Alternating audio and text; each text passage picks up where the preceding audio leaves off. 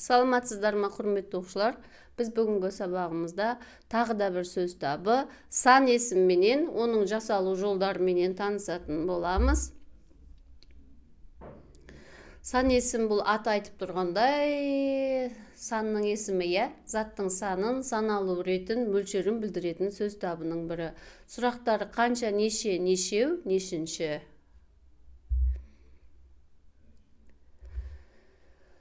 Сан есім құрамына қарай дара күрделі болып бөлінеді. Негізгі сан есім ол. Одан кейін туынды, олдан сан есім шығады, білесіздер, Туынды сан есім жұрнақ арқылы жасалынады. Күрделі сан есім қосарлы сан есімдер, тіркесті сан есімдер болып бөлінеді. Жасалу жолына қарай ол негізгі түбір және туынды түбір болып бөлінеді. Мағынасына қарай есептік сан есім, реттік сан есім, жинақтық, болжалдық, топтау, бөлшектік сан есімдері болып бөлінеді. Сан есім құрамына қарай ал кеттік. Дара сан есім бір түбірден жасалған негізгі және туынды сан есімдер. 3, 10-шы, 50-дей, ондаған түбірі біреу ғана. Күрделі 2 немесе одан да көп түбірдің тіркесуінен 25, 40 шақты, 1985 деген сияқты кете береді. Сөздің қосарлануы мен қайталануынан 2-2-ден, 7-8, 5-6, 9-9-дан сөздердің дыбыстық өзгеріске ұшырап кірігуінен жасалынады. 80, мысалы 8-10, 90, 9-10 деген сияқты сан есімдер құрамына қарай осылай дара және күрделі болады екен. Есептік сан есім кәдімгі біз санау жүйемізде қолданып жүрген заттың нақты санын есебін білдіретін сан есімдер. Бұлардың сұрағы сан есімдер жалпы сұрақтарына қарап ажыратылады. Қанша, неше? 1900 деген сияқты. Бұл есептік сан есімнің басқа түрлерін жасауға негіз болатын сан есімнің мағыналық түр екен. Реттік сан есімнің сұрағы нешінші, қаншасыншы заттың саналу ретін білдіреді.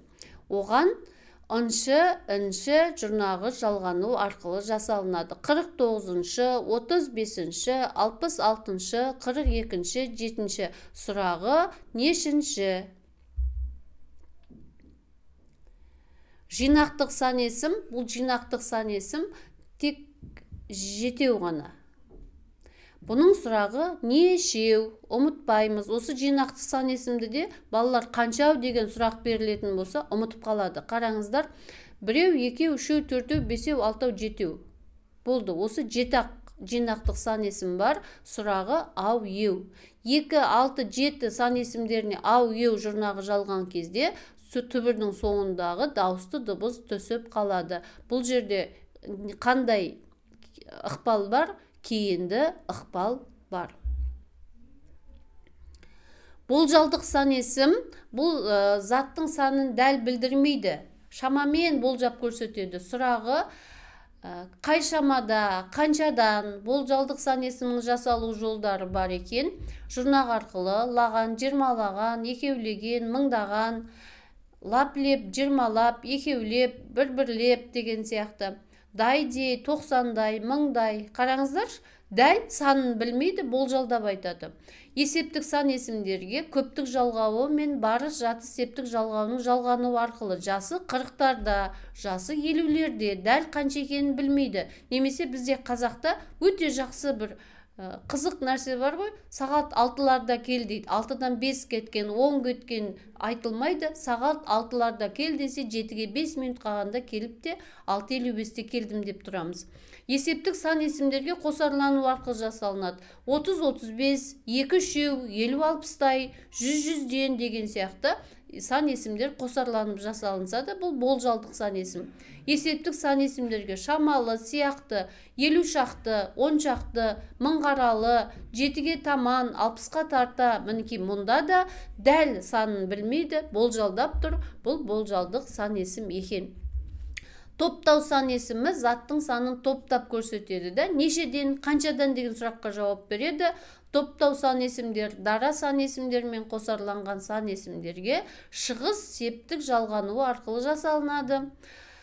Мысалы, дара түрде 3-3-ден, 40-тан, 100-ден, 90-нан ұлттық бірыңғай тестте балалар дәл осы сұрақ кездеседі.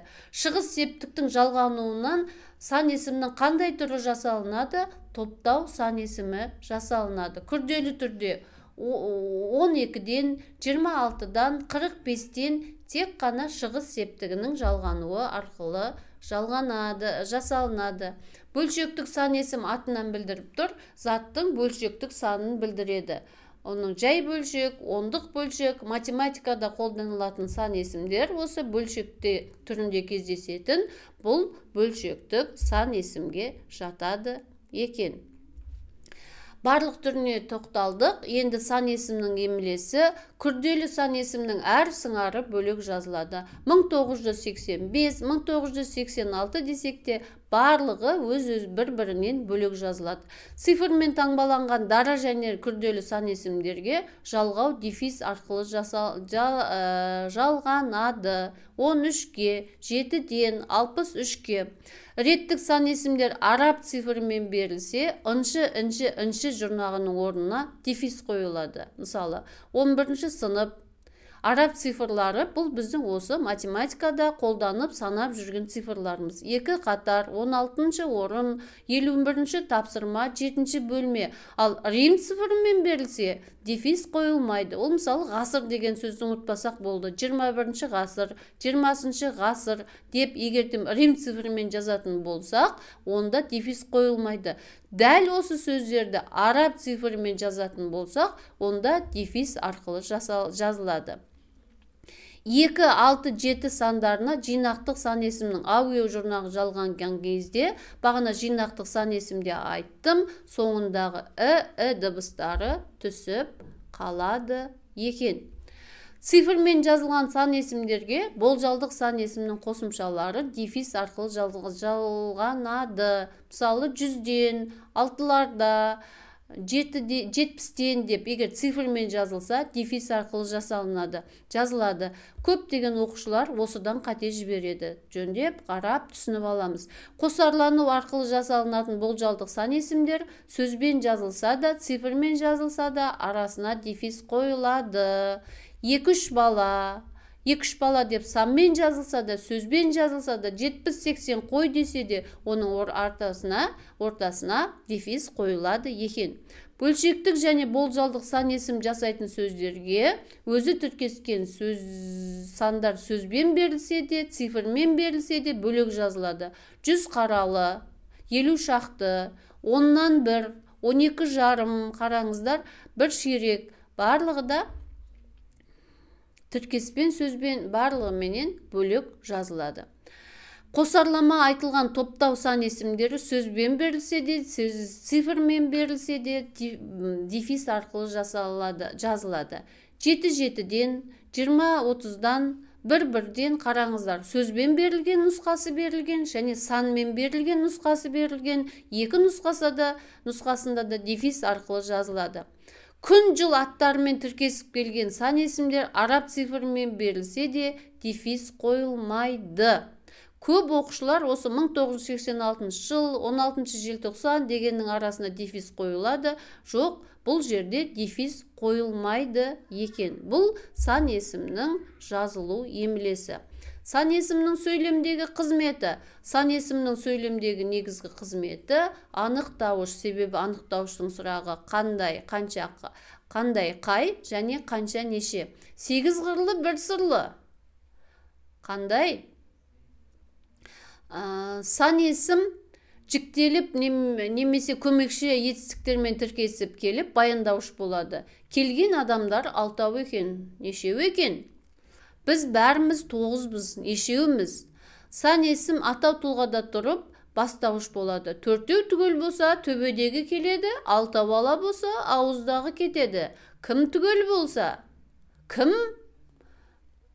Ал ауыз болса? Сан есімдер етістікпен алдында келсе пысықтауыш болады. Мысалы, 9'da басталады, қашан басталады, 5-5тен бөліну керек, қаншадан бөліну керек. Бұл жерде егер етістіктің алдында келсе, ол пысықтауыш болады. Сан есім барыс, табыс, жатыс, шығыс, көмектес септік жалғауларын меңгерсе, ол толықтауыш болады. 9-ға неге нені қосу, 6-дан 6-ны алу деген сияқты.